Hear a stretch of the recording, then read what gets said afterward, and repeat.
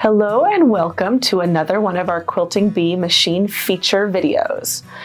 Today we will actually be trying out a technique and we will be using the Janome Memory Craft 15,000 for that technique.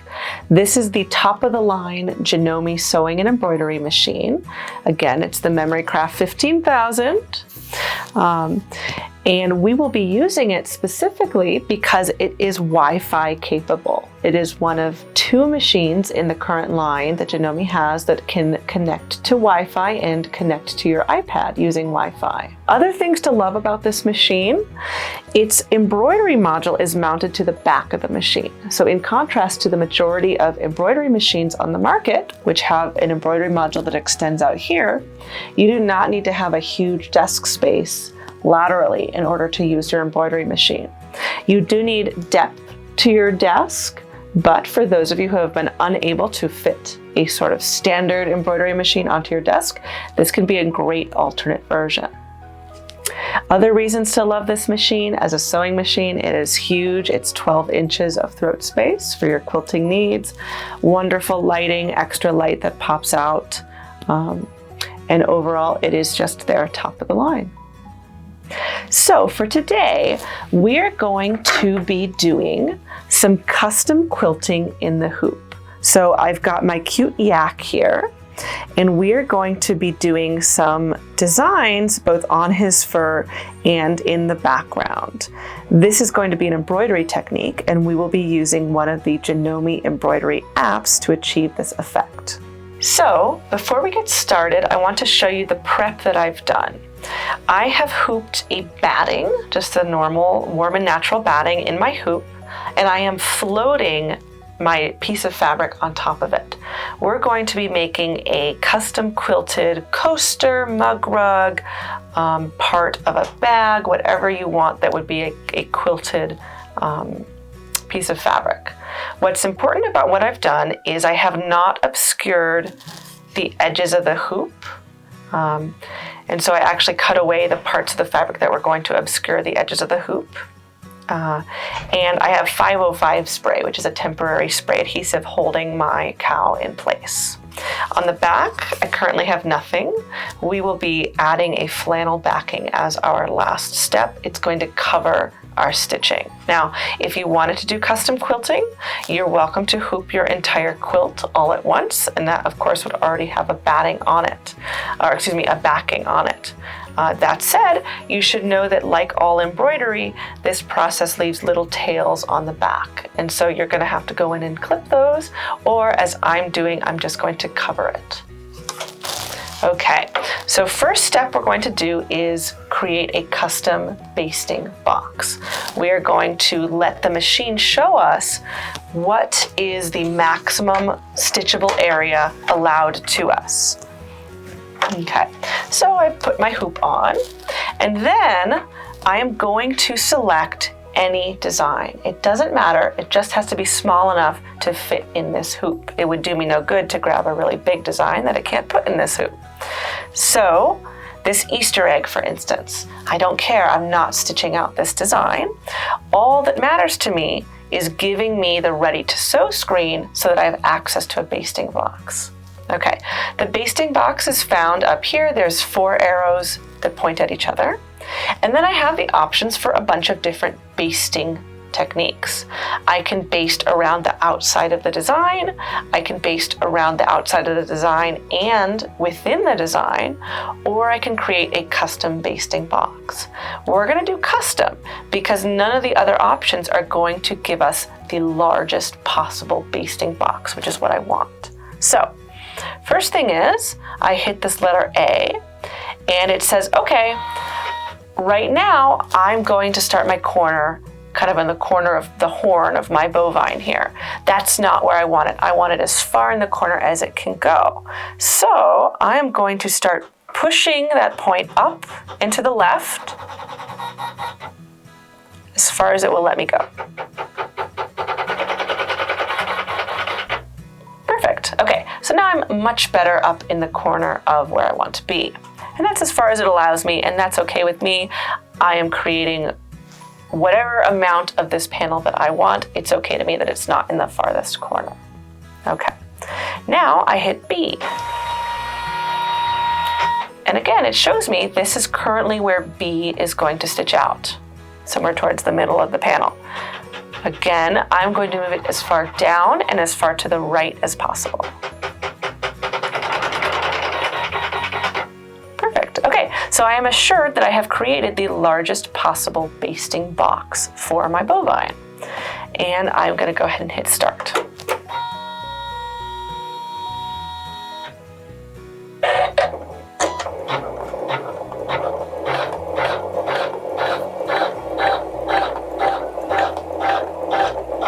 While this stitches down, my only job is to help it stitch smoothly.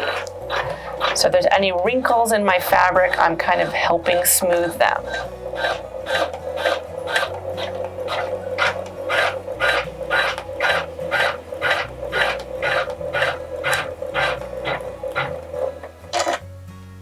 Okay, so I now have a visible box showing me what should be a 5.1 by 5.1 inch square, because that is the definition of this hoop. Whenever I select a design, it will pull up and say, again, we're just going to redo this. Oh, excuse me, 5.5 by 5.5. That is what I have created, is a 5.5 by 5.5 inch square. Okay, so on to the next step. We will be using a Janome app called AcuSketch to do this custom quilting. There's lots of Janome apps. They are meant for Apple products, so iPads specifically, and most of them are free. AccuSetter, AccuMonitor, AcuSketch, Screensaver, Customizer are all free. The one that isn't free is AccuDesign, but it is a really powerful editing tool for being $50, and we might get to do another video on that. For today, we'll be using AcuSketch, which is free. Okay, first thing AcuSketch does is show you a canvas. Now, if the canvas is not the right size, we're going to need to make sure that it's the correct size for our hoop. So I always just start over by tapping this icon in the upper right hand corner, which is a canvas size setting. And so I want to use my 5.5 by 5.5 inch hoop. Now, because I have previously connected my machine and the iPad, it already knows that I intend to use a Memory Craft 15,000. If it didn't know that, or it had another model, it might be showing me a bunch of hoops that I don't have. And so we'll get to the point where you connect your machine and you'll see how to do that. I choose SQ14. I know that this is the hoop I want because it is written on the hoop. It is engraved on the hoop. And I hit create. Okay, so in theory, the square on screen is a 5.5 by 5.5 inch square, exactly what I just basted on. So we are going to put our cow as the background to the image, and we're going to draw our custom stitching on top. So the next step is to go to the little image icon. I tap that, and it says, do you want to take a photo or do you want to use a photo you've already taken? We're going to go ahead and take our photo. So I use the camera. Okay, it accesses the iPad camera, and now I am going to take a picture of my hoop, trying to keep the iPad as level as possible to make that square also as level as possible.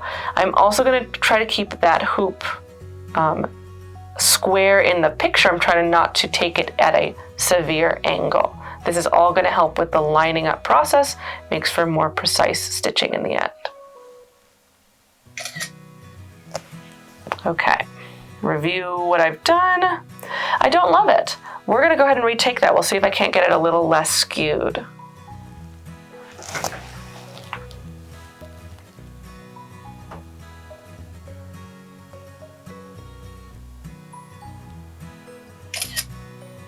Okay, we'll try that. I hit use photo. Now, if I'd been really smart, I would have used a very contrasting thread to create my basting box, because the next step is to align my basting box with the borders that you see on screen, that strong red border. Oop, having issues. Okay, now I can zoom my image in and out, okay? And so I'm gonna zoom quite far in, and I'm starting down here. I'm going to try to align my basting box with the edges of the projected square. Okay, this is where you get into trouble. If I had not taken this so perfectly square, I would then have to rotate the image. And it's not a big deal. You can do actually pretty custom rotation. That's probably a 1 degree change at a time, but it helps to do it perfectly the first time, which by some miracle I have. Okay, so my basting box is now touching all of the lines of that red square projected on screen. And so I am now done. Okay, and I'm back to my editing. So I now can create custom quilting lines to size. This is now demonstrated the right size that I should be drawing. We have a pencil and an eraser. I'll be using the pencil. And one thing I wanted to do was create a little bit of custom fur texture for him, because I've got a really beautiful matching kind of red-brown on his fur. And so I can now zoom in without altering the positioning of my image. I can now zoom in and create some custom fur texture on here.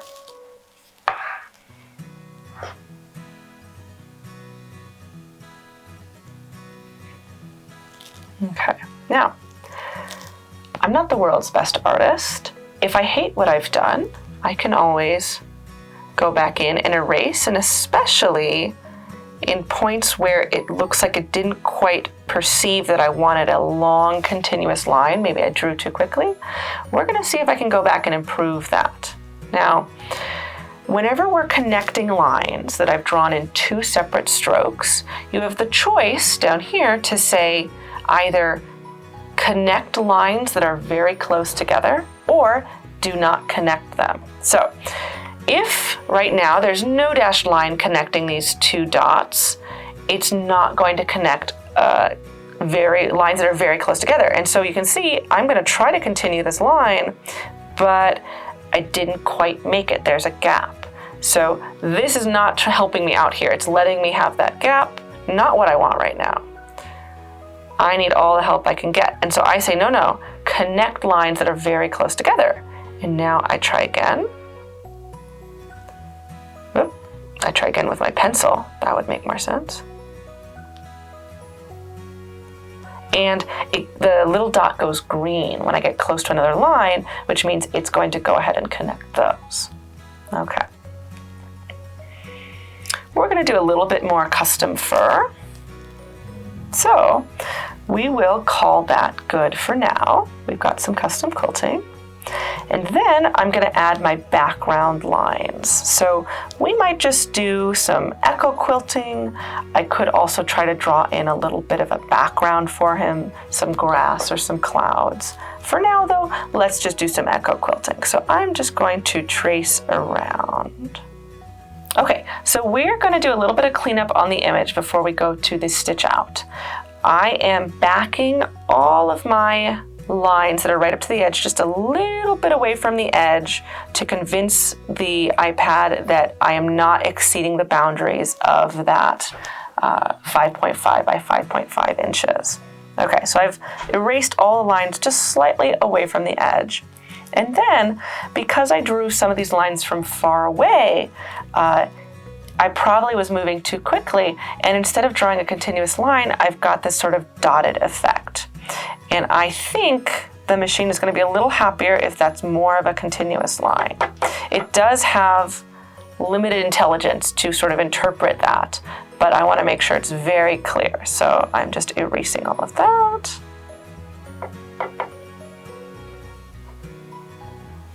And we're just going to redraw his bangs there. And I'll make sure to go nice and slow. There we go. And then when I switch to my eraser view, you can see it's basically all a continuous line except for one little bit over there, which I'm not worried about. Okay, And we will go to Stitch in the upper right-hand corner.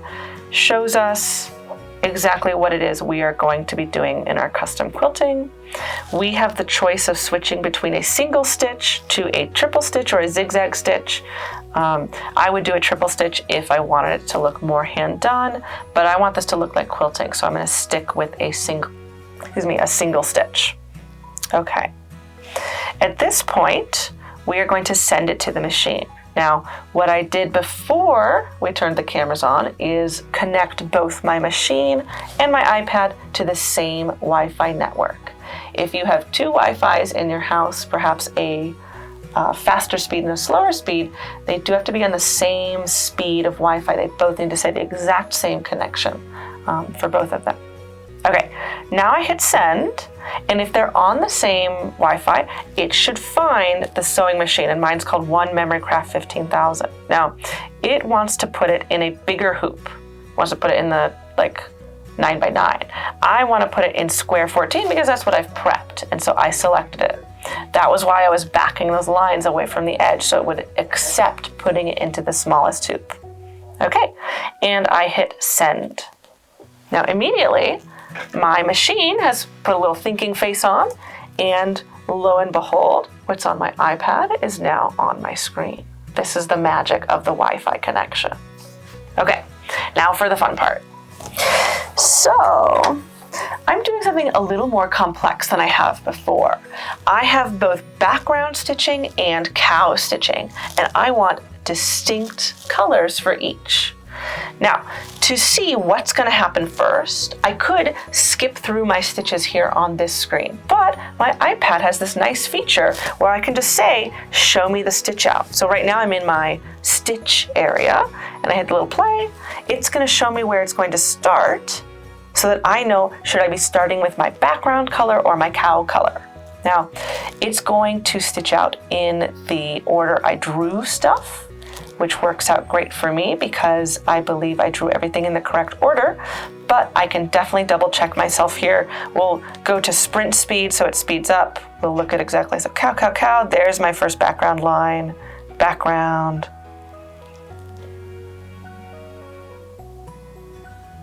Ooh, and then there's some cow. Okay, so I didn't draw all of the cow at once. And so what I'll do is when I go to stitch out my background line, I will skip ahead and finish the cow before I go back and do my background. Okay, we've got all our normal info on screen. Looks good to me. We can lower our foot and hit start.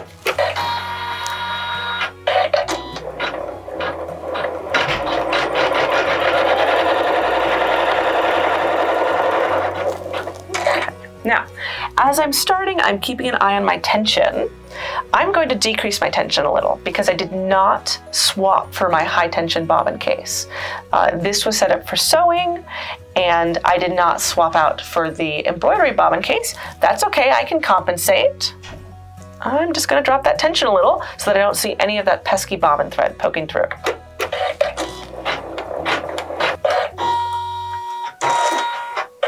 Okay. Here I have to be careful. It's starting my background stitching. I want to be doing that in my tan color. I want to finish my cow first. So I've stopped it before it can start there. And now I'm just going to skip ahead on screen. I've got my stitch count, and I'm going to go until I see that I'm starting on my bangs.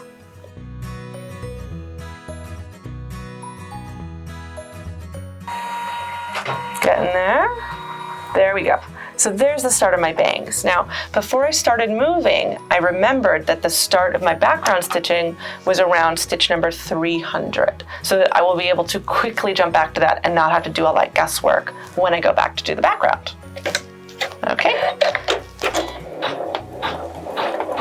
We're now jumping back to our background color. I had memorized that it is stitch 298.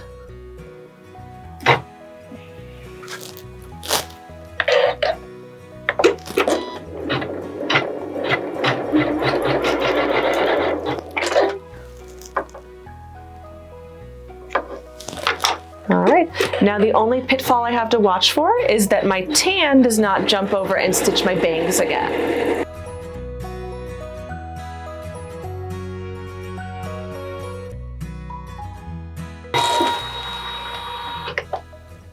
Okay, and I stopped it before it tried to stitch my bangs. We have one more step to do before I declare this final. Okay, so for now, you can see all of my top quilting is done and it looks really cute. I've got my fur texture, I've got my echo quilting. Now, on the back, you can see I've got some tails, I've even got a little bit of tangle of a top thread coming through. This is the sort of issue when you're doing quilting in the hoop that you have to decide, is it okay for this to be visible on your project, or do you want to cover this in the end? So I am going to be covering it. I've got a nice brown flannel here, and I'm going to spray baste where I want it to go in order to tack it on. Now, I'm doing this away from my machine. Little spots.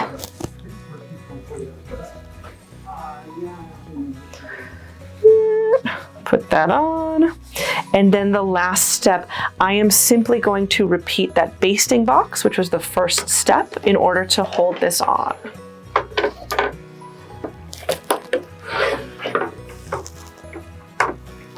Okay. So again, I go to my basting options. I choose custom, and let's see if it remembered. It did. Oh, it's smart. Excellent. We are going to go ahead and do that basting box.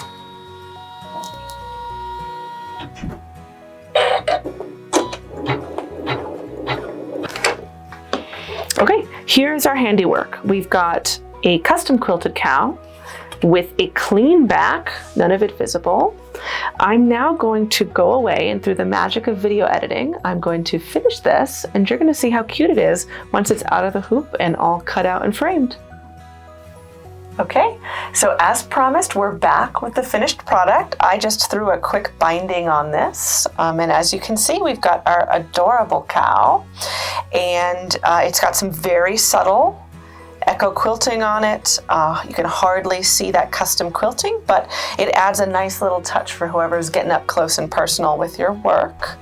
So thank you as always for watching our demos. Feel free to come in and ask any questions you have about the apps or the Memory Craft 15,000, and we'll see you next time.